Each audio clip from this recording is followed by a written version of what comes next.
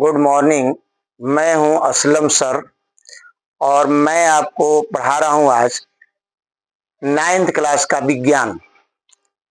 आपको विज्ञान में कल मैं पढ़ाया था कि ठोस द्रव्य किसे कहते हैं, द्रव्य कितने प्रकार का होता है, ठोस, द्रव और गैस, और तीनों में अंतर मैं जबानी बताया था।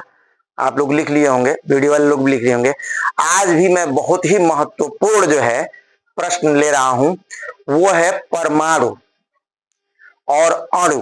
परमाणु किसे कहते हैं, अणु किसे कहते हैं, और दोनों में अंतर।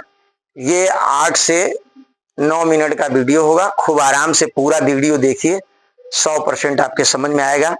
देखिए, मैं परिभाषा बता दे रहा हूं, फिर लिख भी दे रहा हूं। परमाणु किसे कहते हैं?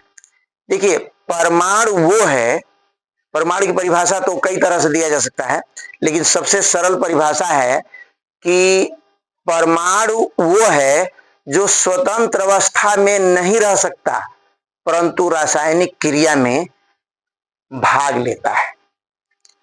और परमाणु 3 मूल कणों से मिलकर बना होता है, इलेक्ट्रॉन, प्रोटॉन और न्यूट्रॉन। ये सबसे अच्छा परिभाषा होगा आपका। उसी तरह से अणु किसे कहते हैं?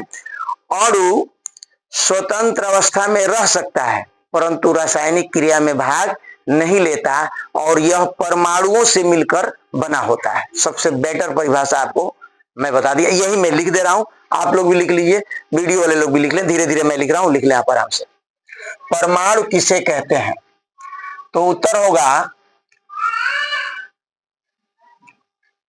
वह पदार्थ जो स्वतंत्र अवस्था में नहीं रह सकता, स्वतंत्र अवस्था में नहीं रह सकता, परंतु दूसरा दीजिए, स्वतंत्र अवस्था में नहीं रह सकता परंतु रासायनिक क्रिया में भाग लेता है। स्वतंत्र अवस्था, स्वतंत्र अवस्था, इसको फिर से लिख, वह पदार्थ जो स्वतंत्र अवस्था में नहीं रह सकता, नहीं रह सकता, परंतु रासायनिक, क्या शब्द होता है, रासायनिक क्रिया में भाग लेता है, भाग लेता है। और इसमें थोड़ा और जोड़ दें, किताब में ऐसा परिभाषा नहीं मिलेगा आपको, इसमें थोड़ा और जोड़ देंगे कि परमाणु वह है, वह पदार्थ जो स्वतंत्र अवस्था में नहीं रह सकता परंतु रासायनिक क्रिया में भाग लेता है, देख रहे हैं, और इलेक्ट्रॉन, प्रोटॉन तथा न्यूट्रॉन से मिलकर बना होता है। और इलेक्ट्रॉन, प्रोटॉन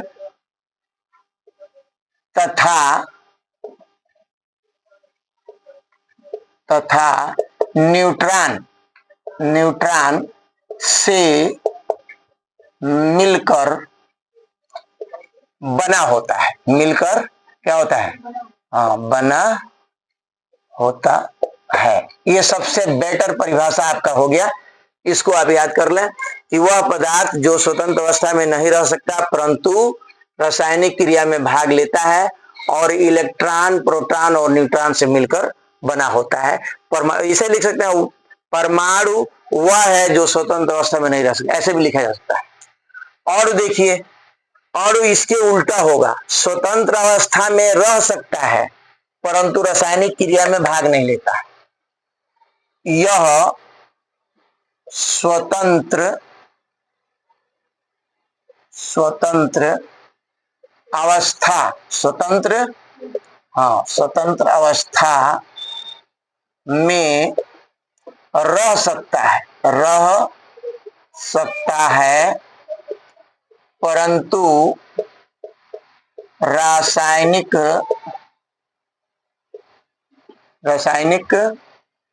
क्रिया में भाग नहीं लेता और यह परमाणुओं से मिलकर बना होता है। किससे मिलकर बना होता है? हाँ, परमाणु से। और यह परमाणुओं से मिलकर बना होता है। साफ दिख रहा है कि नहीं? थोड़ा सा मध्यम उग रहा है? परमाणुओं से मिलकर बना होता है। अब देखिए, दोनों में अंतर पूछ रहा है, अणु और परमाणु में अंतर बताइए। तो हम आपको अंतर जो है, 4 अंतर जो है लिख दे रहे हैं। ऐसे अंतर ज्यादा भी होता है। इधर लिख दीजिए, आप क्या लिखेंगे? परमाणु लिख दीजिए, परमाणु हो गया। और इधर लिख दीजिए आप अणु।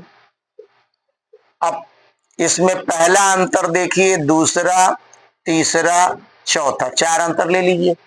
1, 2, 3 और 4 अंतर। पहला अंतर यह हो गया कि परमाणु स्वतंत्र अवस्था में नहीं रह सकता। परिभाषा में से ही अंतर बन जा रहा है, देखिए। हाँ, परमाणु स्वतंत्र, परमाणु जो है स्वतंत्र अवस्था में नहीं रहता, स्वतंत्र अवस्था में नहीं रहता है। इसको लिख दीजिए, अणु स्वतंत्र अवस्था में रहता है। क्या लिखेंगे? हाँ, अणु स्वतंत्र अवस्था में रह सकता है, रह सकता है। समझ में? तो ये अंतर हो गया एक। दूसरा ये ले लीजिए, परमाणु रासायनिक क्रिया में भाग लेता है। क्या है? हाँ, ये स्वतंत्र अवस्था में तो नहीं रहता है रासायनिक क्रिया में।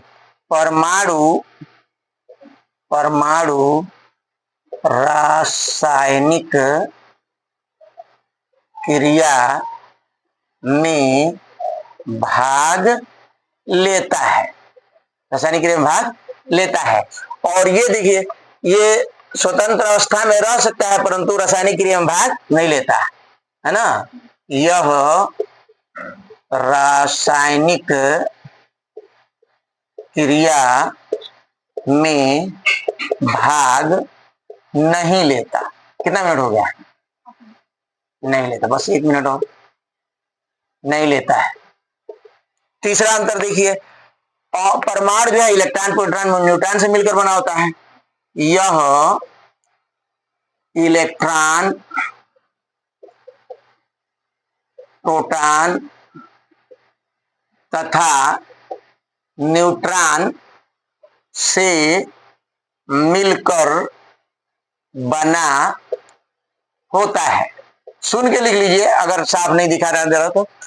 यह परमाणुओं से मिलकर बना होता है। किससे मिलकर बना होता है? हाँ, परमाणुओं से मिलकर